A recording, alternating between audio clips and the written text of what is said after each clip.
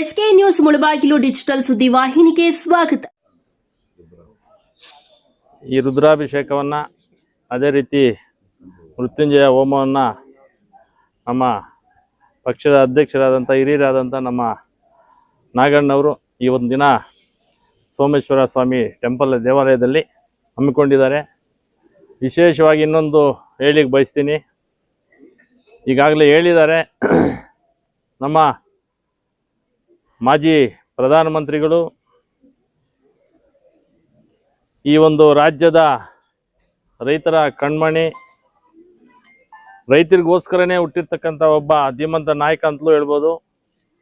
ಬಹುಶಃ ಅಂತ ಒಬ್ಬ ಪುಣ್ಯಾತ್ಮರು ಹುಟ್ಟಿರೋದು ನಮ್ಮ ರಾಜ್ಯದಲ್ಲೇ ನಮ್ಮ ಪುಣ್ಯ ಹೇಳಬೇಕು ಅಂದರೆ.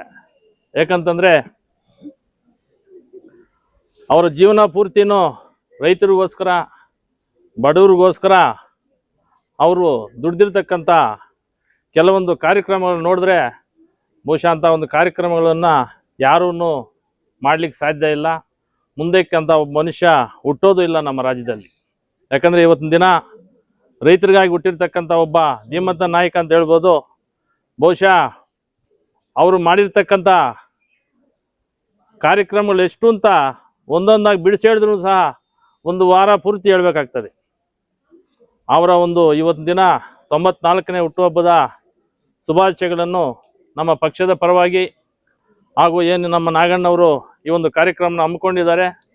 ವಿಶೇಷವಾಗಿ ಅವ್ರಿಗೆ ಆಯುಸ್ಸು ಆರೋಗ್ಯ ತುಂಬ ಚೆನ್ನಾಗಿ ಕೊಡಲಿ ಅಂತ ಈ ಸಂದರ್ಭದಲ್ಲಿ ನಾನು ದೇವರಲ್ಲಿ ಪ್ರಾರ್ಥನೆ ಮಾಡ್ತೀನಿ.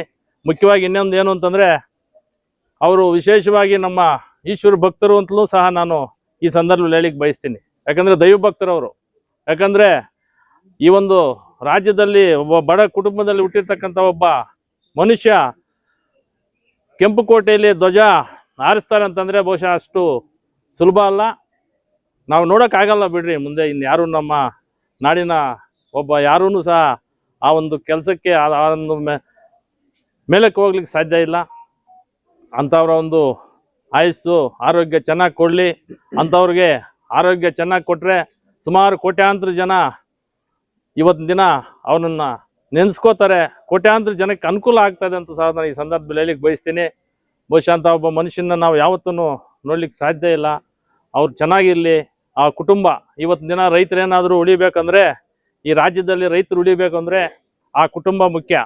ಆ ಕುಟುಂಬದ ಮುಖ್ಯಸ್ಥರಾಗಿರ್ತಕ್ಕಂಥ ನಮ್ಮ ದೇವೇಗೌಡ ಅಪ್ಪಾಜಿಯವರು, ನಮ್ಮ ಕುಮಾರಣ್ಣವರು, ನಮ್ಮ ನಿಖಿಲ್ ಕುಮಾರಣ್ಣವರು ಅಂಥವ್ರು ಏನಾದರೂ ಈ ರಾಜ್ಯಕ್ಕೆ ಏನಾದರೂ ಕೊಡುಗೆ ಕೊಡ್ತಾರೆ ಅಂತಂದರೆ ಬಹುಶಃ ಮುಂದಿನ 28 ಚುನಾವಣೆಯಲ್ಲಿ ಅವರು ಮುಖ್ಯಮಂತ್ರಿ ಆಗೋದು ಶತಸಿದ್ಧ.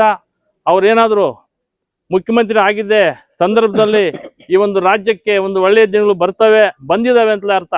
ಯಾಕಂತಂದರೆ ಈಗಾಗಲೇ ತಾವೆಲ್ಲನೂ ನೋಡ್ತಾ ಇದ್ದೀರಿ, ಈ ಒಂದು ರಾಜ್ಯಕ್ಕೆ ಯಾವ ಗತಿ ಬಂದಿದೆ ಅಂತ ಹೇಳ್ಬಿಟ್ಟು ಆ ಗತಿಯನ್ನು ಹೋಗ್ಲಾಡಿಸ್ಲಿಕ್ಕೆ ಬಹುಶಃ ಅಂತ ಒಬ್ಬ ನಾಯಕ ಈ ಒಂದು ರಾಜ್ಯಕ್ಕೆ ಅನಿವಾರ್ಯ ಅಂತಲೂ ಸಹ ಈ ಸಂದರ್ಭದಲ್ಲಿ ಹೇಳಿಕ್ಕೆ ಬಯಸ್ತಾ, ಏನು ಆ ಕುಟುಂಬಕ್ಕೆ ಒಳ್ಳೆಯದಾಗಲಿ, ಆ ಕುಟುಂಬ ಮುಂದಕ್ಕೆ ಬರಲಿ, ಆ ಕುಟುಂಬ ಆರೋಗ್ಯ ಐಶ್ವರ್ಯ ಎಲ್ಲ ಕೊಡಲಿ.